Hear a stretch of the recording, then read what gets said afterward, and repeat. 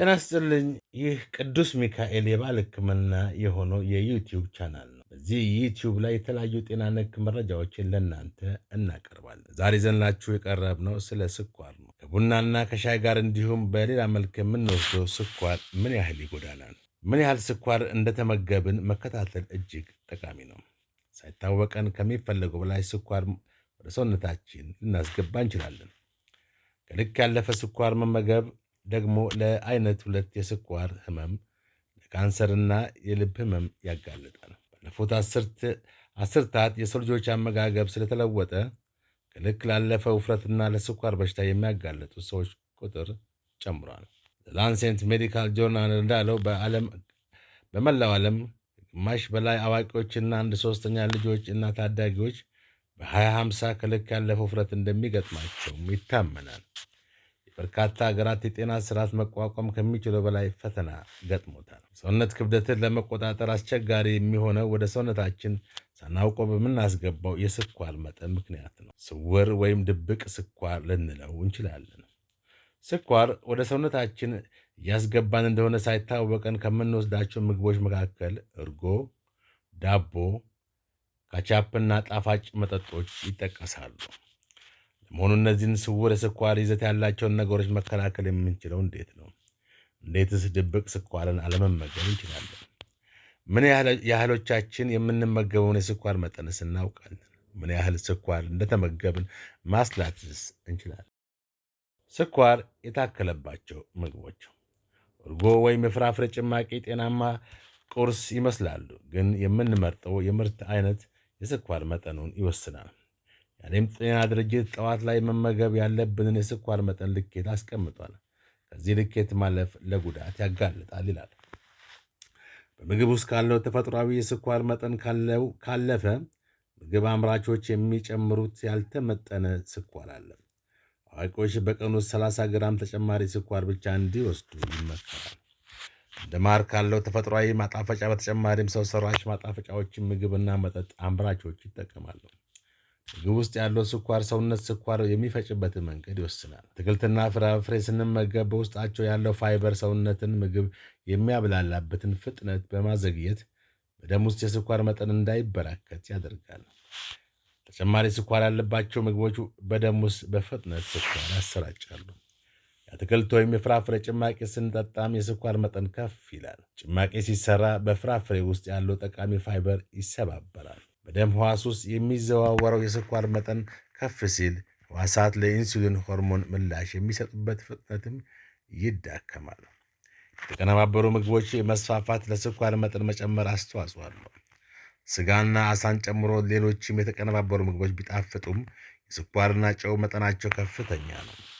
ከልክ በላይ የሚቀነባበር ምግብ ቤት ውስጥ ምግብ ስናበስል ልንጨምራቸው የማንችላቸው ንጥረ ነገሮች ይይዛል።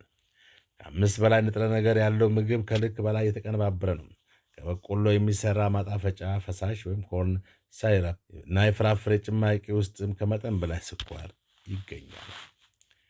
ሚልክሼክ ወይም ፓስታ ስንመገብ በቀን ውስጥ መመገብ ያለብን የስኳር መጠን እያለፍን ነው። የጣፋጭ ምግቦች መስፋፋት ካለፉት ዓመታት በበለጠ በመላው ዓለም የምንመገበው የስኳር መጠን ጨምሯል። ስኳር ለጤና ጎጂ ነው የሚል ማስጠንቀቂያ ቢሰጥም እምብዛም ለውጥ ያመጣ አይመስልም።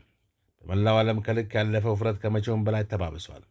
በ2025 ወንዶች 57.4% እና ሴቶች 60.3% ከልክ ላለፈው ውፍረት ይጋለጣሉ ተብሎ ይገመታል። ይህ አሃዝ የወጣው በ200 ሀገራት ጥናት ከተሰራ በኋላ በ25 ዓመታት ውስጥ ከልክ ያለፈው ውፍረት በይበልጥ የሚስተዋልባቸው ሀገራት ቻይና 627 ሚሊዮን ሰዎች ወፍራሞች ናቸው ወይም በጣም ወፍራሞች። ህንድ 450 ሚሊዮን ወፍራሞች አሉ።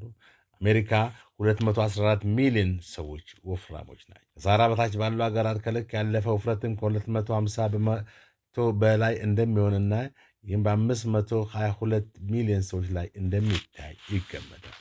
በአፍሪካ ናይጄሪያ በርካታ ከልክ ያለፈ ውፍረት ያለባቸው ሰዎች የሚኖርባት ሀገር ናት። በአሜሪካ 63% ሰዎች በየቀኑ ስኳር ያለው መጠጥ ይወስዳሉ።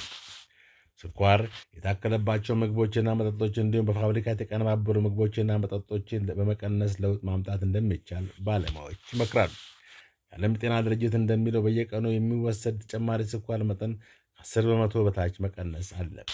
ይህ ማለት በቀን ከ6 ማንኪያ በላይ ስኳር አለመመገብ ማለት። ስኳር መጠንን መቀነስ ሲባል ስኳርን ብቻ ሳይሆን ስኳር የታከለባቸው ምግቦችና መጠጦችን መገደብን ያካትታል። ከልክ ያለፈ ውፍረትን መለካት። የሰውነት ውፍረትና ቁመት ተመጣጣኝነት ወይም ቦዲ ማስ ኢንዴክስ ወይም BMI መለካትን ባለሙያዎች ይመክራሉ። ሙሉ በሙሉ የጤና እክልን ባያስወግድም እንደ ጠቋሚ ምልክት ሊወሰድ ይችላል። ሆኖም ግን የሰውነት ክብደት የተፈጠረው በስብ ክምችት መሆኑ ሊገለጽ አይችልም። ዕድሜን፣ የአካል ብቃት እንቅስቃሴና ጾታንም ከግምት አያስገባም። በምዕራባውያን ሀገራት ጥቁሮች፣ እስያውያንና ሌሎች አናሳ ማህበረሰቦች ከመተንፈሻ አካላት ጋር ለተያያዘ ህመምና ለአይነት 2 ወይም ዳያቤቲክስ 2 ስኳር የበለጠ እንደሚጋለጡ ጥናቶች ያሳያሉ። በዚህ ማህበረሰብ ውስጥ ሰዎች ከልክ ያለፈ ውፍረት አላቸው የሚባልበት ቁጥር ዝቅ ተደርጓል። ምግብና መጠጥ ውስጥ ያለውን የስኳር መጠን አውቆ ከልክ ሲያልፍ መገደቡን ባለሙያዎች ይመክራሉ። የምንወስደውን የስኳር መጠን ማስላት አለብን።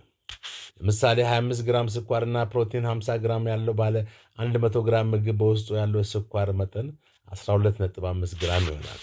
በአንድ ማንኪያ ያለው የስኳር መጠን 4 ግራም ነው ብለን መውሰድም እንችላለን። ሌላው ጥቅም ምን ያህል እርምጃ ምን ያህል ስኳር ያቃጥላል የሚለው ነው።